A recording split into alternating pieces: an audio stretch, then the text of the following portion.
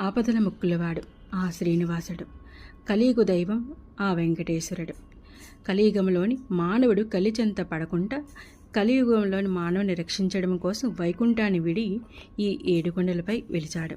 ఆ స్వామివారి దర్శన భాగ్యం దొరకడమే మహాభాగ్యంగా భావిస్తారు భక్తులు. అలాంటి ఆ స్వామివారు మనం కోరిన కోరికలు నెరవేర్చడానికి కొంగు బంగారమై ఈ కోనేటి రాయుడు ఆ ఏడుకొండలపై వెలిసి ఉన్నాడు. ఆ స్వామివారికి ముడుపుని కట్టి ఆ ముడుపుని చెల్లించడం వల్ల మన కోరికలు నెరవేరుతాయని చెప్తూ ఉంటారు.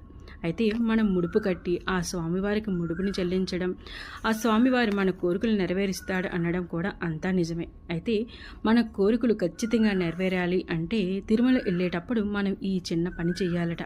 తిరుమల స్వామివారి దర్శించుకునేటప్పుడు నేరుగా దర్శించే సమయంలోని స్వామివారి హృదయ కమల మీద ఉన్న లక్ష్మీదేవిని దర్శించి మన కోరికను విన్నపించుకున్నట్లయితే మన కోరిక వెంటనే నెరవేరుతుందట. ఎందుకంటే స్వామివారి యొక్క హృదయం ఆ లక్ష్మీదేవి, ఆ హృదయం మీద ఉన్న లక్ష్మీదేవి మన కోరికను చెప్పుకున్నట్లయితే తన బిడ్డ కష్టాన్ని ఆ తల్లి తీసుకొని ఆ కష్టం నుండి బయటపడేలాగా మనల్ని కాపాడుతుందట. అందుకోసమని మన కోరిక వెంటనే నెరవేరుతుందని కొంతమంది పెద్దలు చెప్పిన మాట.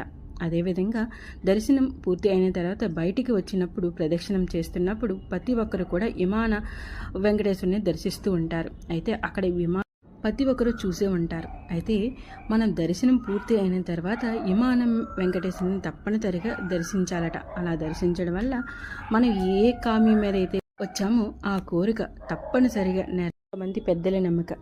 ఆ నమ్మకతోటి ఈసారి తిరుమల వెళ్ళినప్పుడు తప్పనిసరిగా ఆ స్వామివారిని దర్శించుకునే సమయంలో ఈ 2 పద్ధతులు పాటించి చూడండి. మీ కోరికను తప్పకుండా నెరవేరుతుంది.